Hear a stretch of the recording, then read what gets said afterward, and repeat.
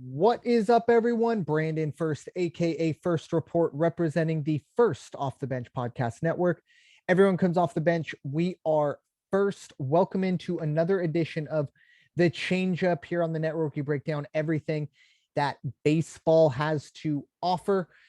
With me, as always, is my co-host, Bryanna Winner. You can find Bryanna at bwinner12. Bryanna, how you doing today? I'm doing okay. A lot of stuff happened yesterday in terms of the Angels, and I know we're going to get to that in a bit. And you told me first, so yeah, it was definitely I think it's, you could say it's a Donnybrook, if you want to go back in time. But yeah, there was a, for baseball standards, it was a brawl. And we'll definitely get to that in a bit. I'm sure here in the next 24, 48 hours.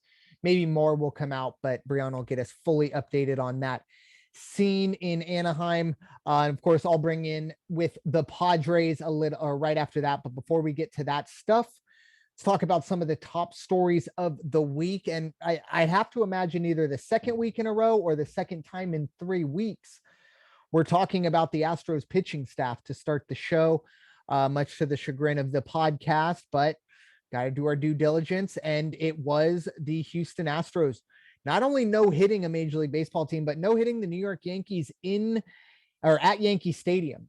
So nothing to take away from there. It was, of course, a combined no hitter. You had Hector Neris going 7. And then, no, I'm sorry. I have that backwards. Let me look at my notes before I talk. Yeah. Christian Javier going 7, Hector Neris going the 8th, and Ryan Presley the 9th. They get the job done in a combined no-hitter.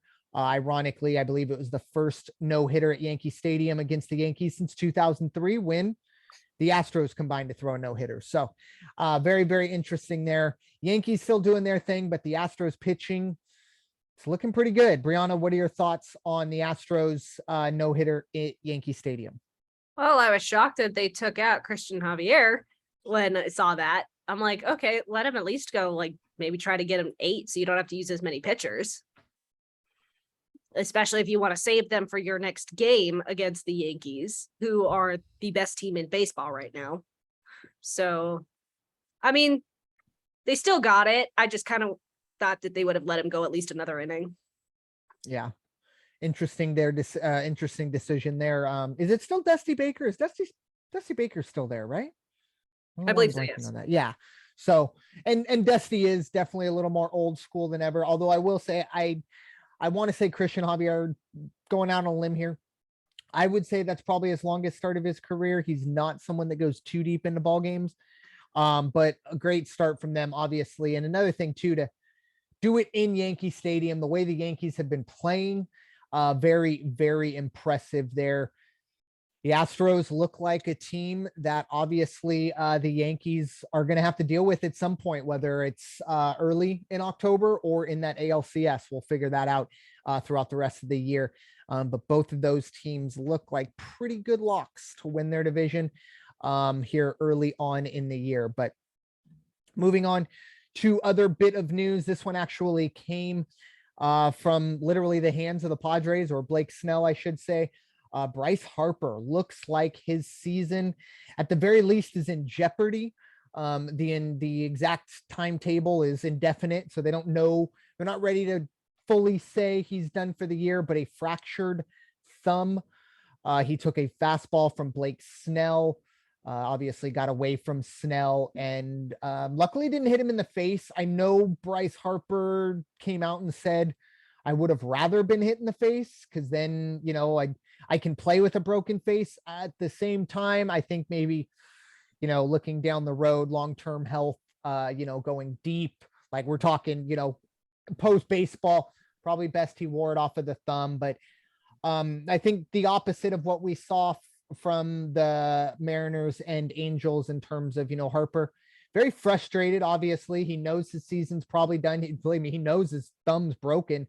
But Blake Snell kind of, letting him know, hey, I'm sorry. And Bryce Harper telling him, yeah, I got you, like I know. And that's nice, especially heat of the moment. I think we can all agree if someone hits you with a 97-mile-an-hour fastball, you're probably going to think they did it on purpose. Whether they did or not, it's just natural reaction. But Bryce Harper down for quite some time. The Phillies, they're got to be a little worried at this point. Bryanna, what are your thoughts with one of the best players in the game going to be out for a bit? I mean, obviously it's going to happen. I'm surprised it didn't happen in that Angel game at any point, especially with who threw the first slap. And I'm going to say slap because there's a reason why it's a slap. But I mean, he's been injured quite a bit. So it's going to happen, especially as you get older, whether it's when you're batting or when you're fielding. So, I mean, he just needs to come back from this stronger, and hopefully he's not out the rest of the season. Yeah, definitely. I mean, no matter what, obviously we've said it millions of times on this podcast. We obviously never cheer for anyone to get hurt, especially not Bryce Harper. I think there are a lot of people in baseball that, give him a lot of hate. And that's okay. That's fine. But in this situation, if you are happy that Bryce Harper is out, I don't think you're a baseball fan. Let's be honest. If you're a baseball fan, you want the best players to play as much as possible. But going forward, the Phillies, obviously, they have other bats in that lineup, but you're losing your leader. You're losing the reigning National League MVP in a moment where the Braves and Mets are both kind of maybe not moving away, but they're doing their thing, and you better keep pace with them, or else it's going to be a long summer for the Phillies. But they're going to be going without Harper for at least a month or two. If he comes back late September, I think the Phillies will be very happy. But I think a lot of when he comes back is determined by how the next 6 weeks go for the Phillies. If the Phillies are in the midpoint of August or come into August and they're 10 games out of the playoffs, Harper's probably done for the year. We'll see in spring training. But if they've turned things around and are making a push towards the playoffs and Harper's ready to roll, I think they'll try and fit him in there, and that'll be something to keep an eye on going forward. But at least for now, Bryce Harper is out in Philly. But switching our focus to college baseball, we had the Men's College World Series finish up. Was it last night? Yes, last Sunday, as we record here on the 27th of June, being a Monday. Ole Miss wins, sweeps, if you will, takes 2 out or wins the 2 games they needed to against Oklahoma in the College World Series. Ole Miss goes from being a team that they were 7-14 in their conference. They lost in their first round. A lot of people said they shouldn't even made the tournament. I believe they were technically the last team in, according to the committee. They go all the way. They win it. The only team in the College World Series with less than 40 wins. They were only 37-22, which is a good record, but in college baseball, not the expected record of the national champs. Ole Miss wins their first ever baseball title over Oklahoma, who tried to go for the sweep. Already, of course, won the Women's College World Series, fell short of the Men's College World Series. Bryanna, what are your thoughts? Ole Miss winning their first. I mean, I'm really happy that Ole Miss was able to get their first ever title in baseball. I kind of wanted to see what Oklahoma would do if they did win and got both titles in baseball and softball, but I guess we'll have to wait another year because that Oklahoma team, that softball team, is going to come back stronger. Yes, they're losing their main person in Jocelyn Allo, but they are a powerhouse, and the same is going to be said for baseball. Yeah, it was really interesting. The College World Series, it started out the first 4 games. So essentially the opening round, it's double elimination. Every single unseeded team beat the seeded team. And we went to the championship with 2 unseeded teams. Baseball is a little different than March Madness. Obviously, it's not single elimination. There's 16 4-team regionals that they start in. If you host a regional, you're given a seed 1 through 16. Ole Miss was actually a 3 seed in the regional, essentially a 12 seed, 10, 11, 12 seed in an NCAA tournament, basketball wise, at least, winning the national championship. But good stuff there from Ole Miss. They're going to be ready. I know the SEC always pumping their chest when anyone wins a title, but Ole Miss, they are the kings of Omaha this year. Bryanna, what do we have in store for the winner's circle? I have a feeling there's going to be a lot there. I mean, there's a lot to cover, to go over and all that. Bryanna, It's all yours. I mean, there is, but there's also just disappointing news for me. So they have moved back down to third. They're now a game back of the Rangers. Look, it's been a little rough week, and it's not going to get any easier when you look at who they have next. So they went 1-2 against the Royals. They lost Monday 2-6, lost in 11 innings on Tuesday, 12-11, and then they finally got that win on Wednesday, 5-0. And the reason for that is Ohtani, who struck out a career high 13. Look, this man's insane. It's the greatest 48 hours in baseball. I'm telling you that right now. He has, what was it, 2 3-run homers and one of them to tie the game. I know they ended up losing. And he drove in 8 runs in 48 hours, maybe even less, because it probably was a day game. Who knows? But, in that day, in those 2 games, he goes 8 RBIs, comes out the next day, 13 strikeouts. I mean, come on. The dude is out of control. Anyways. The man is insane. They went 1-2 against Seattle, which hurts. I really thought they could have gone away with at least going 2-1 with both these teams, but it didn't happen. Friday, they lost 3-4. Trout had a home run and a triple. Saturday, Ohtani and Suzuki both homered. And we're going to get into Sunday really quick, but just remember that Seattle had accidentally thrown a ball toward Trout's head Saturday night in the last inning. Now we're going to go into Sunday where they won 2-1. There was a major fight where 8 were ejected. 6 of them were players, and then both coaches. Andrew Wantz, who is a relief pitcher, started the game.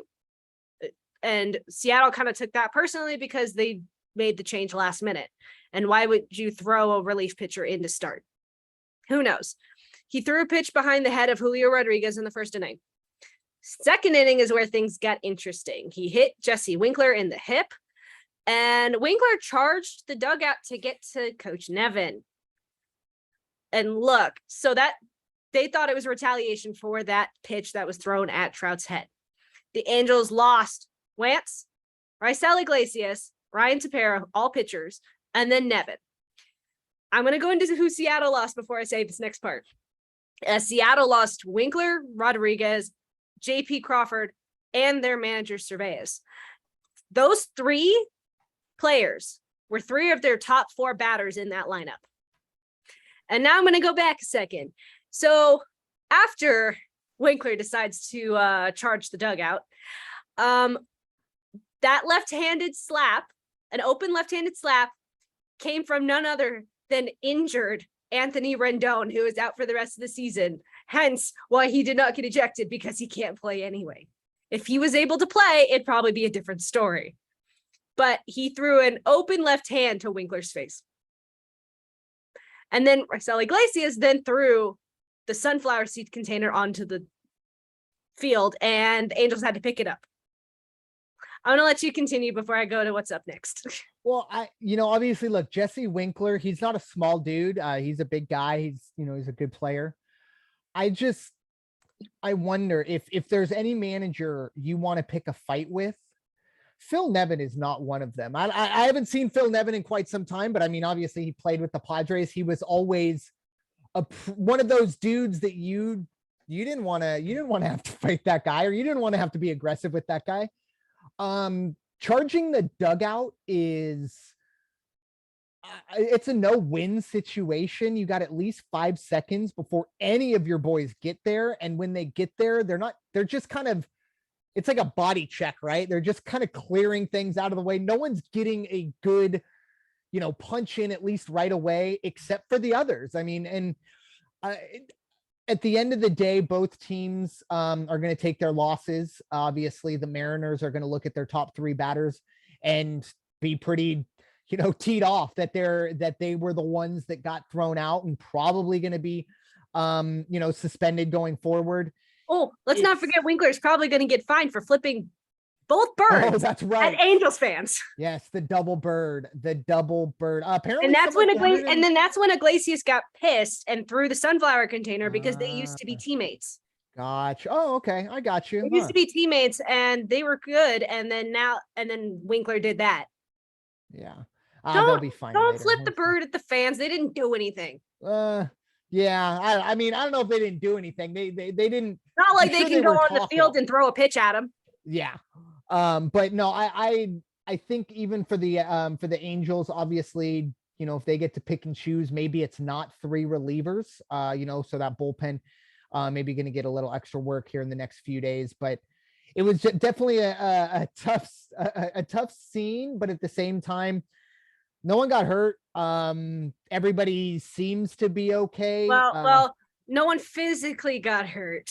Well, yeah, and that's all we care about. The emotions. No, we don't Their care pride about has been damaged. pride, something, whatever. Same thing. We don't care about that on this podcast. So especially when it's your own damn fault. exactly. And I don't think anybody, you know, that got thrown out or anybody that was in on it would argue with the ejections, anything like that. It happens. I'm sure there's probably 7 or 8 more games between these two going forward. So that'll be interesting to watch when Jesse Winkler comes up again. But at the end of the day, you throw at Mike Trout and everything is going to, whether it was purposeful or not, I don't know. But everything's going to be magnified going forward when that happens. And it wouldn't be just Trout. They wouldn't do this for just Trout. They would also do this just for Ohtani. Oh, of course. And any of their stars. But mostly those two. Yeah. So it was a lot of fun to watch. You know, the fallout probably won't be as fun, but it was a nice little highlight reel. But I do understand why Iglesias got like really mad. I do get it. It's just don't do anything to get yourself ejected. And why did you throw the sunflower seed container? Yeah, it's not going to go far enough. Yeah, well, and who get to them? Why clean that up? Like, come on, dude. Like, you're making your teamwork more. Yep. That's the part I don't understand. Is that specific part of it? And let's not forget, later in the night with hockey, there were some little skirmishes too. Because there were little bits and fights in that game. Obviously, tensions were high, but it was just a fighting day, apparently. Yep. And go Abs. So up next, obviously today is Monday, the 27th. They have the White Sox today through Wednesday. They get a break on Thursday. And then they have Houston. And I believe they are on the road. Friday through Sunday. A tough road going. It's going to be a rough week ahead. And they really needed those wins against Seattle and Kansas City because now they're kind of just screwed. But they are hosting the White Sox. And then they are headed to Houston, and then they have the Marlins and Orioles. So they're going to be on a long trip. And then after the Orioles, they have Houston again. Oof. Well, there you go. And then the Dodgers. With that too. Get your wins where you can, please. Yes, please. Please, yes, I am begging you.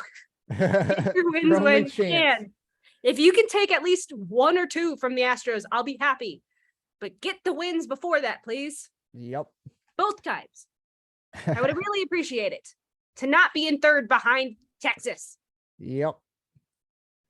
Moving on to the Padres side of things. The big news around town still remains the health of Manny Machado. It's been pretty much a week now. I think it was last Sunday. So yeah, a week since the injury, 7 full games for the Padres without him. They do go 4-3. Technically, Manny Machado has not been placed on the DL, so he's still technically day-to-day. But that can obviously change very quickly. Padres go 4-3 without him. They sweep Arizona, but then they really do struggle against the Phillies, especially yesterday. That bullpen gives it up again to Bill Krismat, has been really good this year.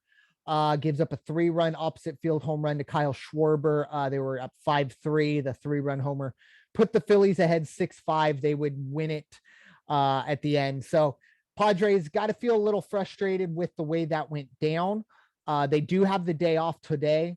And then we'll be looking forward to Arizona for a 2-game set.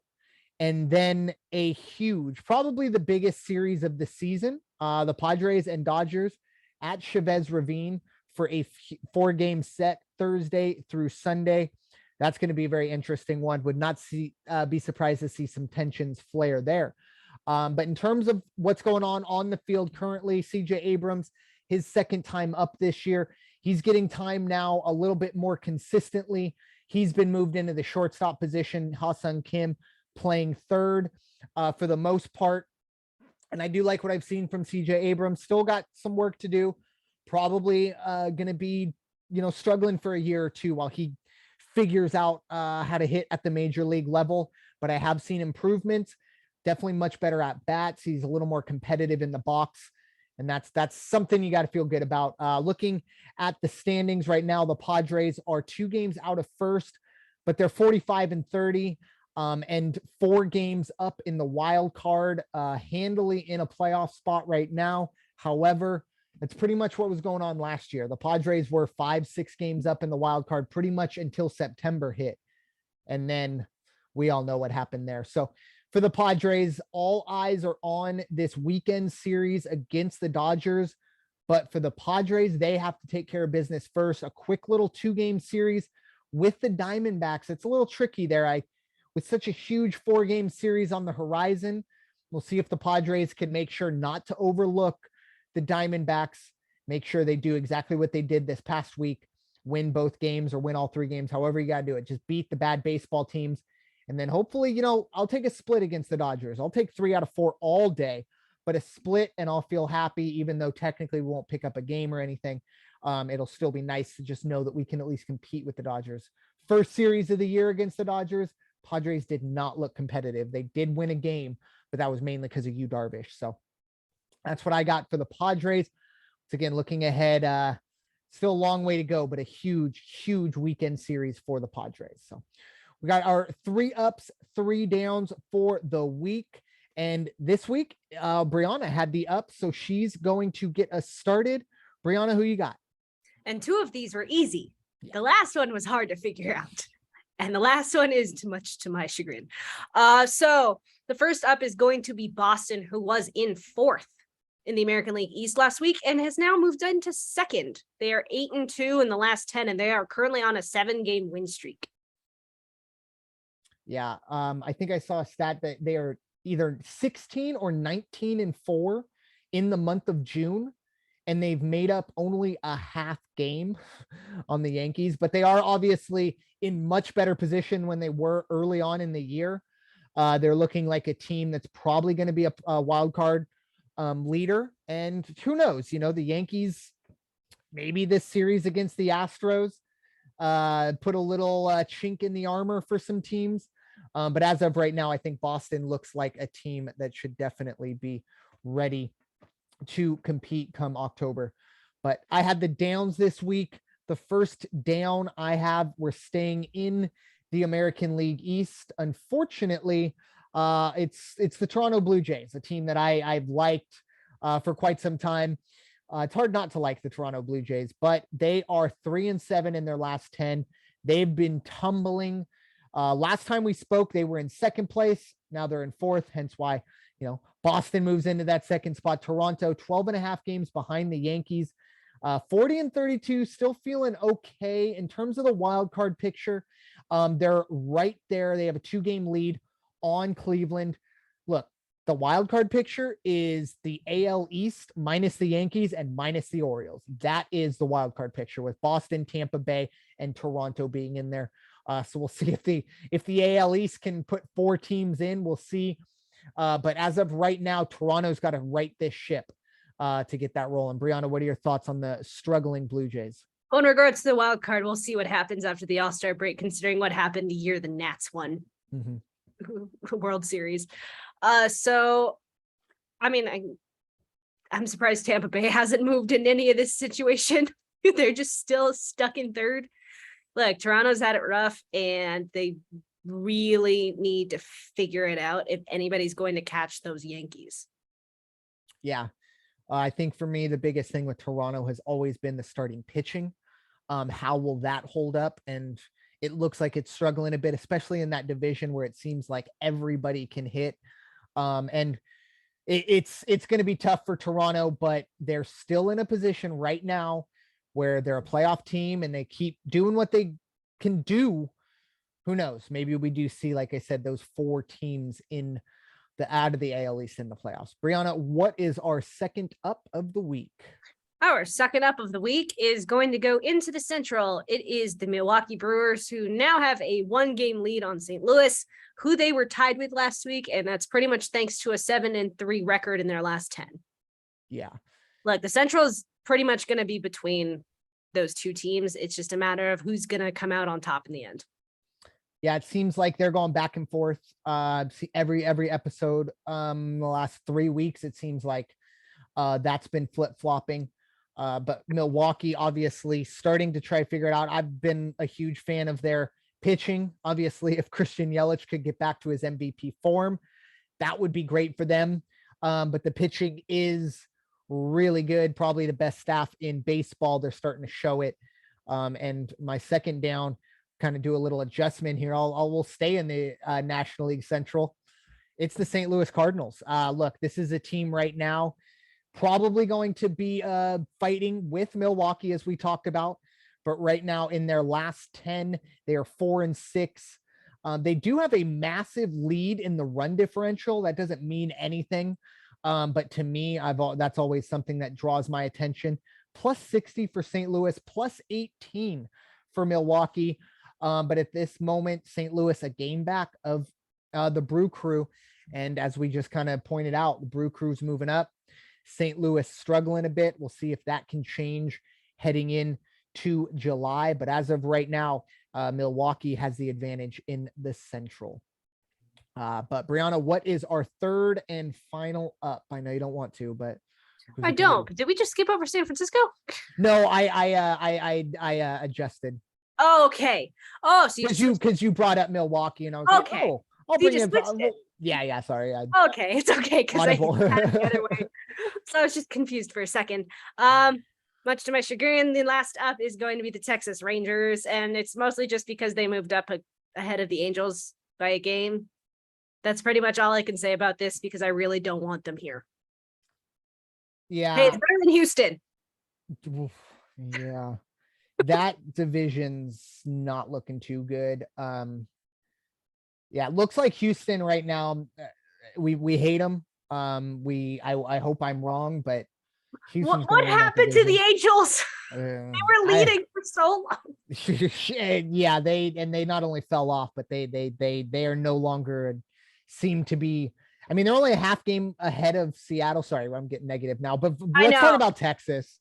I don't want to talk about either of those teams. Okay. 5-5 in their last 10.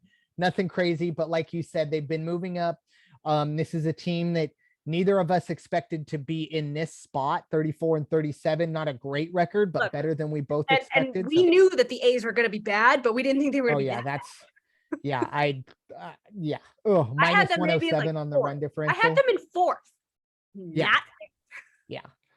Texas, oof. But they're in a good spot. They have to be feeling good, and they spent a lot of money. So good for them. I don't know if the Simeon and Seager deal will really end up being good pickups, but they have to feel good about where they're sitting right now. Yeah, but they are 10.5 games back and way off of the pace that the Astros are setting right now. But our third and final down of the week is the San Francisco Giants. This might be the first time the Giants have ever been on this list. I can't remember ever a time them struggling like this, or at least in the last 2 years. They have definitely fallen a little bit out of the West race. They're 6.5 games back now, 39-33. They're 4.5 games behind the second place Padres, which I'm a fan of, but they are 4-6 in their last 10. That run differential only down to plus 40.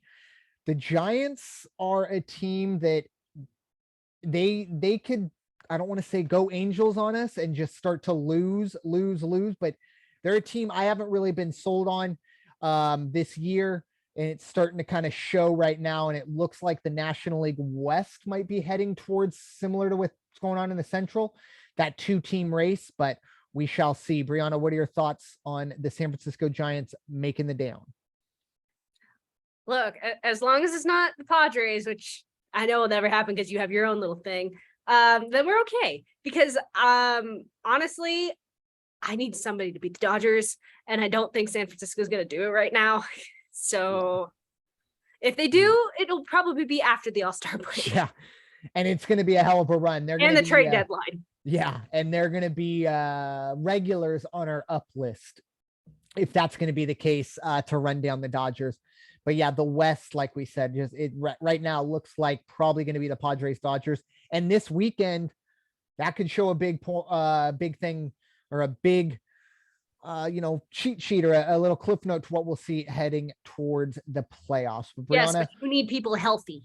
Definitely. Yeah. Machado's got to come back. Tatis hopefully will come back.